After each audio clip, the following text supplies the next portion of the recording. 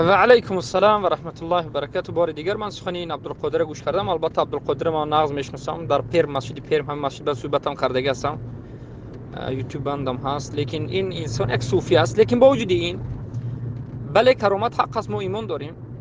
کرامت با احادیث رسول اکرم صلی الله علیه و سلم ثابت شده است. کرامت وجود دارد و این عقیده اهل سنت و الجماعت است. اما کرامت چگونه است؟ کرامت چیست؟ در همین کرامت چیست و کرامت چگونه است؟ اهل سنت و الجماعت از رافضه ها، شیعه ها، از صوفی ها جدا می شوند و فرق می کنند.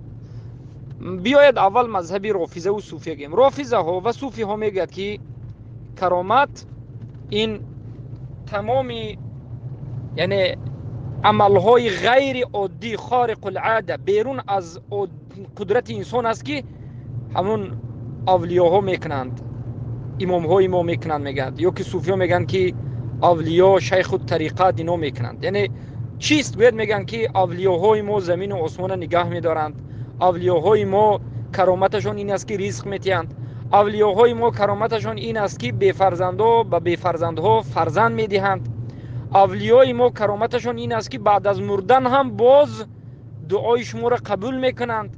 اولیای ما کرامتشون این است که کی خواستند مکه برفته نماز خونده میبینند. 5 وقت نماز در مکه است. خود صوفی در افریقا است، خود صوفی در کوکز است، خود صوفی سبحان الله در افغانستان و در تاجیکستان است. اما هر نماز پرواز کرده رفته در مکه در درون خانه کعبه نماز خونده میاد. این کرامت علمای ما است. میگن کرامت علمای ما همین است که کی خواستند پرواز میکنند.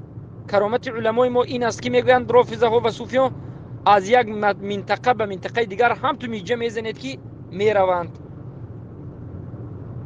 و البته این کرامت نیست و البته کرامتی که در قرآن و سنت آمده است اینچنین نیست. این همه صفات های شیطانی است. هیچ کرامت در اختیار خودی بنده نیست. ما یک قاعده داریم، اهل سنت و الجماعت میگن که کرامت انسان ندانسته خود به خود کرامت از وی به وجود می آید. در بعضی حالات بعد از شدن کرامت انسان میفهمد. یعنی انسان خودش نفهمیده یک سخن میگوید.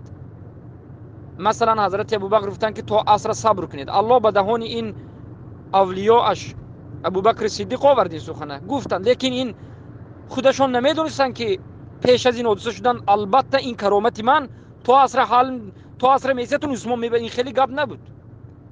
کرامت یک چیزی که در حالتی که خود انسان بیخبر است، در حالتی که یک حالت تنگ می شود، از انسان کرامت به وقوع می آید به اذن الله. بعد از شدن این واقعه بعد انسان می فهمد که کرامت به وجود آمده است و البته خرسند می شود. اما پیش از به وجود آمدن کرامت هیچ کس گفته نمیتواند که من فلان نمود کرامت دارم، بیاید من پرواز میکنم، بیاید من روی آبکتی دویده میگردم. کرامت این خیلی وجود ندارد. یگان نفر از انسان کرامتش را پیش از به وجود آمدنش گفته نمیتواند. یک. دوم، یگان نمودی کرامت انسان وعده نمیتهد که کی خواهد به وجود می آید. هر کسی بگوید که کرامت من دارم، یک کرامت پرواز کردن، کرامتی در بالای آب راه گشتن و غیره و غیره کرامت دارم، کی که طلب کردید از من به جا میبیارم گفت، البته این دروغ گفت و البته این پیروی از شیطان کرد. البته این یگان مشرک است و به سحر و جادوگی مشغول است.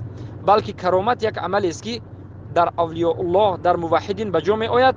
در حالتهای شدت و در حالتهای ضروری الله میدهد که خودی انسان نفهمیده میماند و بعد از به وجود آمدن میفهمد. پس اهل سنت و جماعت کرامت‌های صوفی را که دارند، این شرکیات کرامت‌ها را انکار میکنند. میگند که این همه شرک است، کرامت‌های صوفی همه شرک است، انکار میشد. کرامت‌های رافضی که میگند انکار میکرد.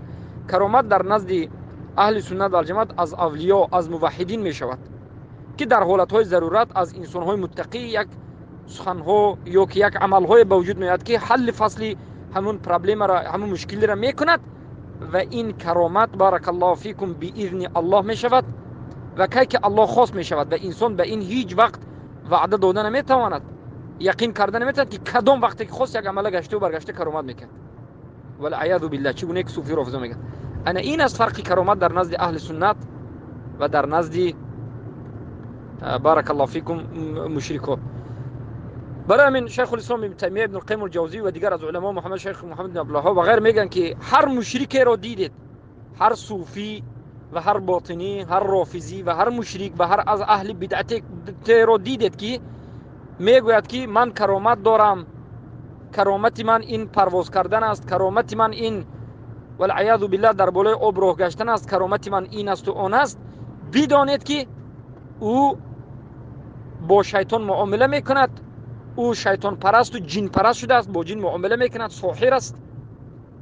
و البته که این علامت اولیاگی نیست. هیچگاه مشرک مبتدع گمراه اولیاء شده، اولیاء الله شده نمیتواند و هیچگاه از او کرامت شرعی به وجود نمیاد. اما صوفیایی که پرواز میکند و 5 وقت نماز هر وقتی خواست به جای پرواز میکرده است، دروغ و راست والله اعلم. البته که این دروغ است، دروغ است.